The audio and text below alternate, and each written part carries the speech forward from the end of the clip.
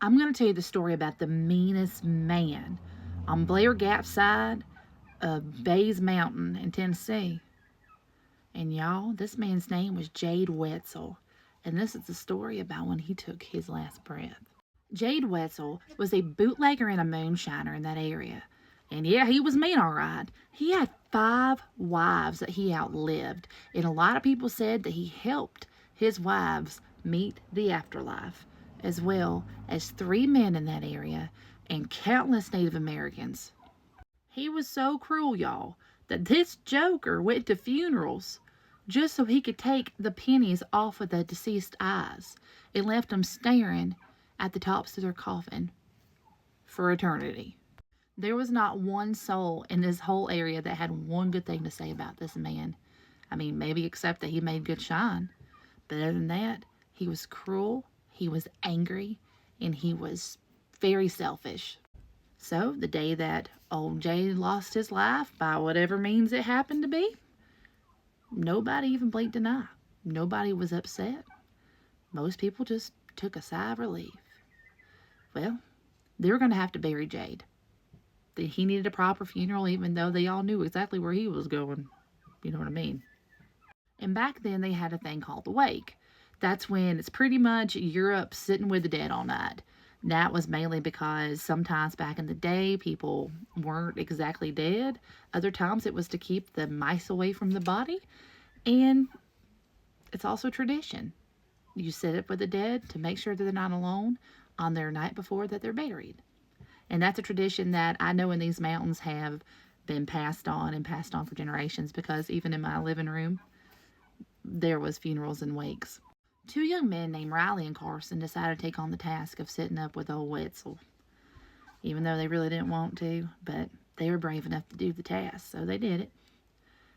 Well, they were sitting up there with their lanterns lit over that pine coffin when they got to talking. Riley looked at Carson as they got to talking in the silence of the room. Hey, Riley said, "Hey, Carson, you know what I heard?" Carson said, "What'd you hear, buddy?" Riley said, "I heard that this man was so mean that the devil himself is coming to get him." Carson looked at Riley and said, "Oh, is that so?" Riley said, "Yeah, Carson. I heard that the devil himself is going to have to come up here and get him because Whetzel is too stubborn and too mean to go to hell by himself." As soon as those words came out of Riley's mouth, that cabin got to shaking. And that got to shaking like there was an earthquake going on. And there was a cold breeze that blew through the whole cabin. And the door to the front and the back both flew open at the same time, letting a huge gush of wind come through. And when that gush of wind came through, it blew out the boys' lanterns.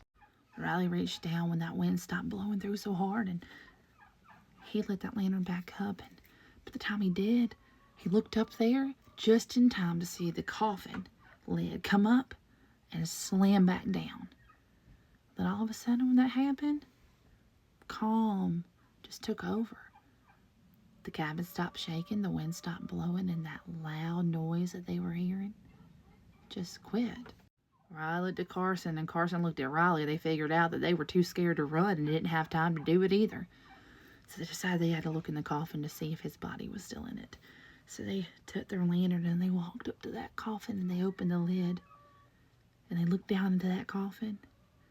And where that Whetzel man, that mean Jade Whetzel, was laying, his face from peace, with his 2 pennies on his eyes, was twisted and angered and scared, and his pennies on his eyes were missing too.